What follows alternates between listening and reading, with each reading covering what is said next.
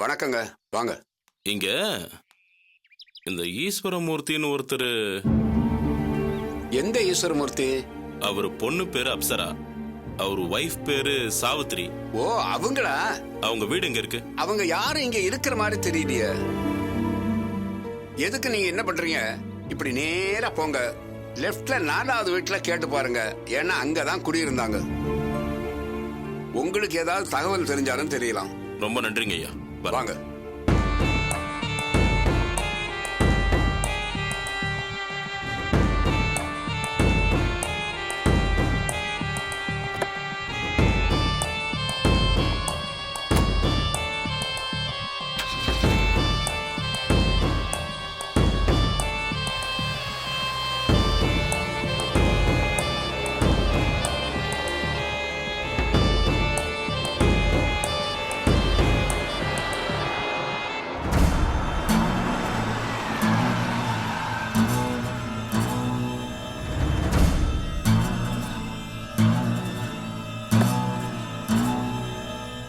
அம்மா.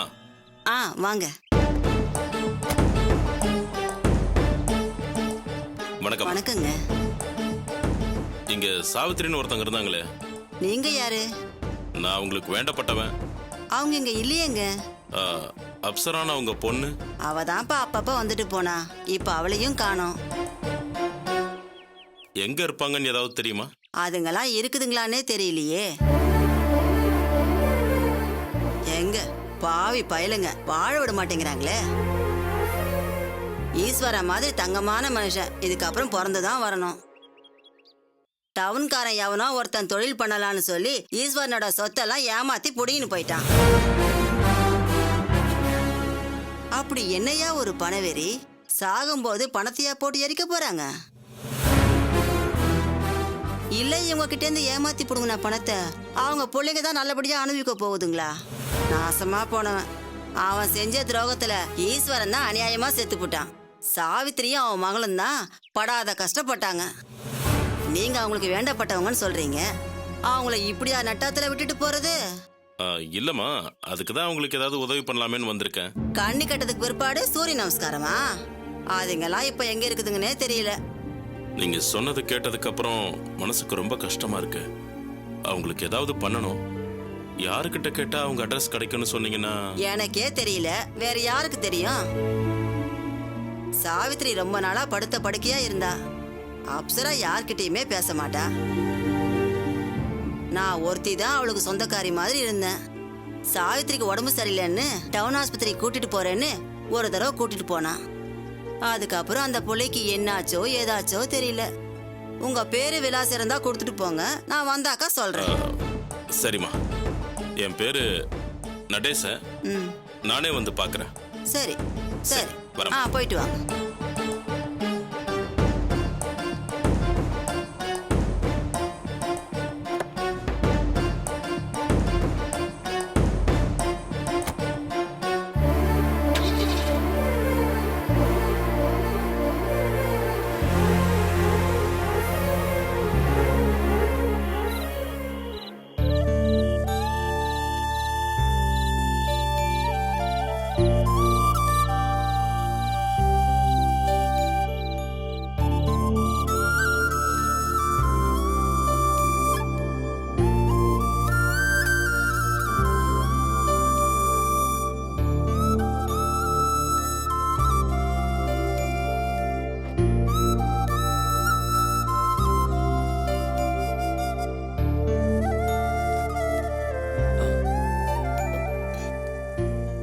என்னங்க ரொம்ப அசதியா இருக்கிற மாதிரி இருக்கு? ரொம்ப தூரம் வண்டி ஓட்டுனது ஒரு மாதிரி டயர்டா இருக்கு. குடிக்க ஏதாவது கொண்டு வரட்டுமா? இல்ல, அதெல்லாம் ஒண்ணு வேண்டாம். அப்புறம் போன காரியம் என்னாச்சு?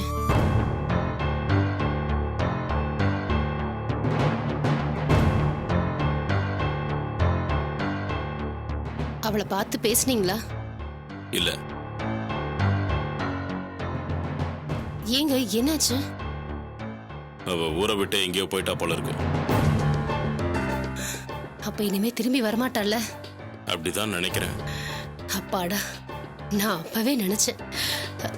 ஏங்க கண்டிப்பா வரமாட்டாள்ல? ஏய், எனக்கு என்ன தெரியும்?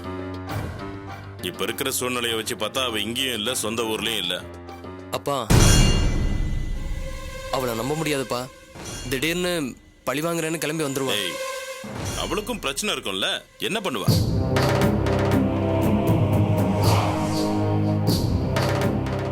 அவ அம்மா கறி வேற சீரியஸா இருக்கலாம். அவளை கூட்டிக்கிட்டு ஆஸ்பத்திரியா தெரிஞ்சுக்கிட்டு இருப்பா.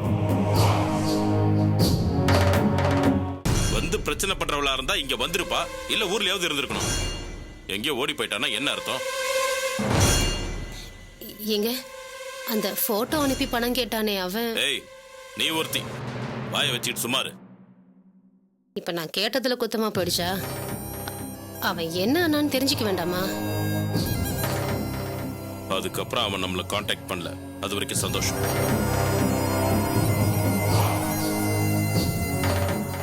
எப்படியோ இந்த கல்யாணத்தை நல்லபடியா முடிச்சிட்டா அதுக்கப்புறம் யாராலையும் எதுவுமே பண்ண முடியாது. எதுக்கும் மண்டபத்துக்கு வந்துடாம பார்த்து ஏற்பாடு பண்ணுவீங்க. அதெல்லாம் நான் பண்ணிட்டேன். அவ எப்படி இருந்தாலும் உள்ள வரவே முடியாது. என்னங்க இது? நம்ம பழப்பு எங்க இந்த நிலைமைக்கு வந்துருச்சு? ஏய், நீ புலம்ப ஆரம்பிச்சிடாத. வேற என்னங்க பண்ண முடியும்? இவ்ளோ காசு பணம் வச்சிருந்து என்னங்க பிரயோஜனம்? மொத்த புள்ள கல்யாணம், அத நிம்மதியா நடத்த முடியுதா? இங்க பார், அவ வந்து கல்யாணத்துக்கு எடுத்துருவான்னு கூட எனக்கு பயமே இல்ல. நீ அழுது புலம்பி காட்டி கொடுத்துருவோன்னு எனக்கு பயமா இருக்கு. இந்த கல்யாணம் நல்லபடியா நடக்கணும், அதுக்கு நீ சாமர்த்தியமா இருக்கணும், புரிஞ்சுதா?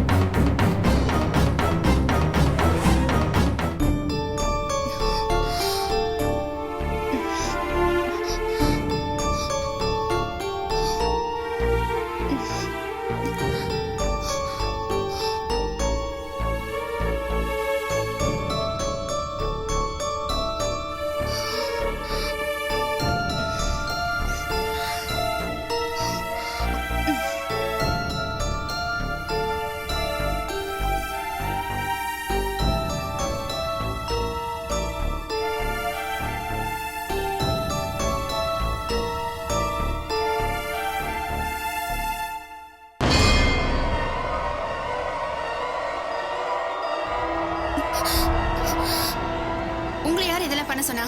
மதி, பிரெக்னண்டா இருக்கிற பொண்ணுங்களுக்கு கால் ரொம்ப வலி எடுக்கும்னு கேள்விப்பட்டிருக்கேன்.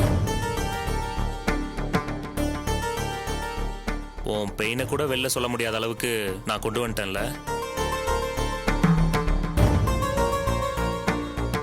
இந்த பாருமதி, என் மேல நீ எவ்வளவு வேணா கோவப்பட்டுக்கோ, பரவாயில்ல. ஆனா வயித்துல இருக்கிற நம்ம குழந்தைக்காவது நீ நல்லபடியா தூங்கணும். ப்ளீஸ், நீ படுத்துக்கோ மதி. இப்ப கூட நான் நடிக்கிறேன்னு சொல்லி என்ன நம்ப மாட்டேன், பரவாயில்ல. நடிப்புன்னு கூட நினைச்சுக்கோ, ஆனா வேண்டான்னு மட்டும் சொல்லிடாத ப்ளீஸ்.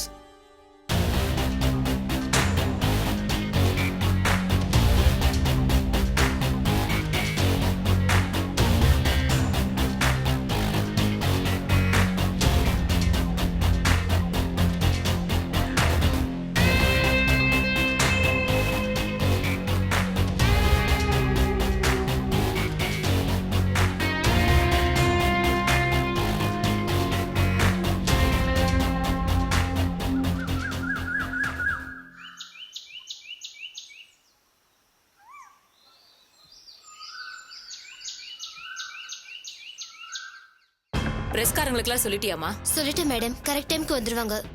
சரி. இந்த போலீஸ் விஷயத்துல நானே ஃபுல்லா டீல் பண்ணிக்குவேன், அதுல ஒரு பிரச்சனையும் இல்ல. ஆனா எதுலயும் சொதப்பிடாம நாம தான் கவனமா பாத்துக்கணும். பொண்ணு வீட்ல இருந்து மான நஷ்ட வழக்கு அது இதுன்னு போட்டாங்கன்னா என்ன மேடம் பண்றது? நீ கேக்குறது கரெக்ட் தான். ஏன்னா நம்ம ஊர்ல தான் நிச்சயமான பாதி புருஷன், கல்யாணத்துக்கு முதல் நாள் முக்கா புருஷன்னு நிறைய சென்டிமெண்ட்ல வச்சிருக்காங்க. நியாயமா பார்த்தா இந்த மாதிரி ஒரு மோசமான பையன் கிட்ட இருந்து அவங்க பொண்ணை காப்பாத்திருக்கோம்னு அவங்க தான் சந்தோஷப்படணும். புரிஞ்சுக்கிறவங்களா இருந்தா பிரச்சனை வராது, இல்லைன்னா அவங்களையும் சமாளிக்க வேண்டி இருக்கும். சமாளிச்சுதானே ஆகணும்.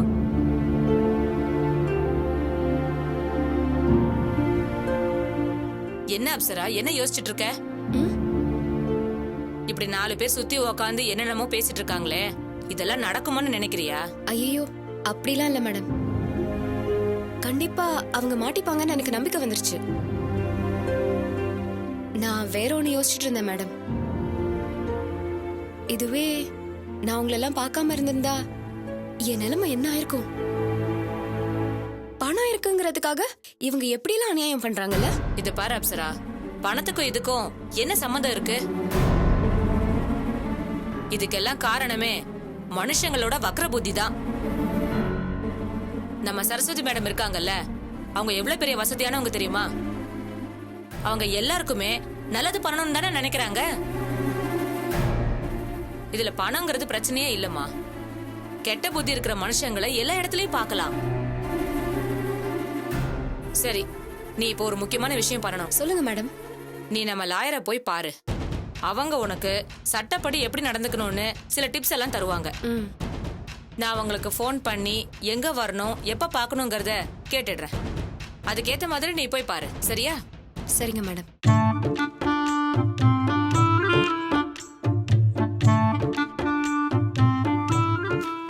மாப்ள, சொல்லுங்க அத்தை. எல்லாம் வாங்கிட்டு வர சொன்னேன், வாங்கிட்டு வந்துட்டீங்க? அதுக்கு தான் போயிட்டு இருக்கேன். சரி சரி.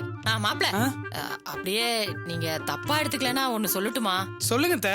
ஒண்ணும் இல்ல, இன்னைக்கு பூரா நான் ஓடி ஆடி வேலை செய்யணும். நல்லா செய்யுங்க. அதையே நான் தப்பா எடுத்துக்க போறேன். அதுக்கு இல்ல மாப்ள, கடைக்கு போறது போறீங்க. நான் போகும்போது கடையில பொடி இல்ல. கோச்சுக்காம நீங்க போற கடையில பொடி இருந்தா கொஞ்சம் வாங்கிட்டு வந்துருங்க மாப்ள. ஒரு மாப்பிள்ளை கிட்ட என்ன வேலை சொல்லணும்னு தெரியாது? விடு Siddhu. What go, she is insulting you. பரவாயில்ல சித்து, உங்க அண்ணா இன்னைக்கு கல்யாண நாள்ன்றதுனால உங்க அம்மா இன்னைக்கு ஒரு நாள் தான் வேலை செய்ய போறாங்க.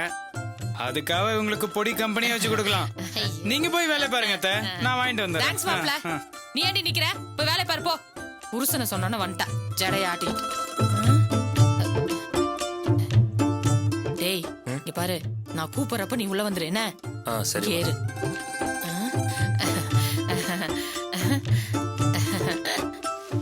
என்ன மதி, ஏன் இங்க தனியா உட்கார்ந்துட்டு இருக்க? இந்த பூவை தலையில வச்சுக்க. இவ்வளவு பூ எதுக்கு அத்தை? பேசக்கூடாது. திரும்பு, நானே வச்சு விடுறேன். திரும்பு.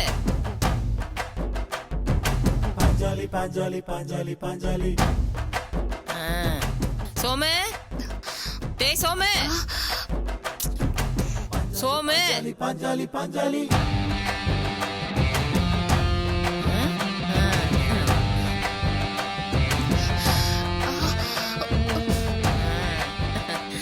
வாடா, பாத்தியா மதி எவ்வளவு மங்களகரமா இருக்கான்னு?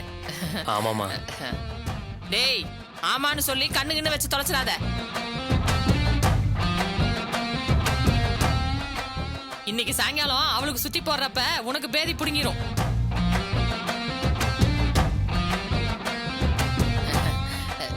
டேய், என்னடா இது? நீ என்ன பெரிய வெள்ளக்கார துரையா? பேண்ட் சட்டை கழட்டவே மாட்டியா? போடா, போய் பேண்ட் சட்டையை கழட்டிட்டு வேஸ்ட் சட்டை போட்டு வா போ. போடா.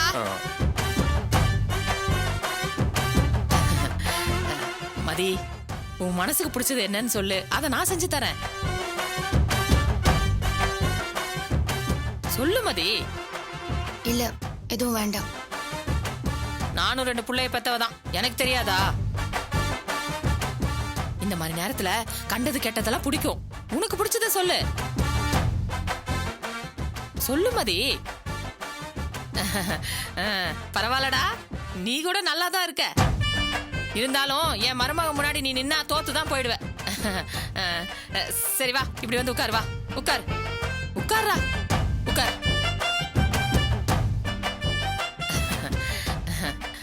மதி, நீங்க இருங்க, நான் போய் உங்களுக்கு பால் பாயாசம் எடுத்துட்டு வரேன்.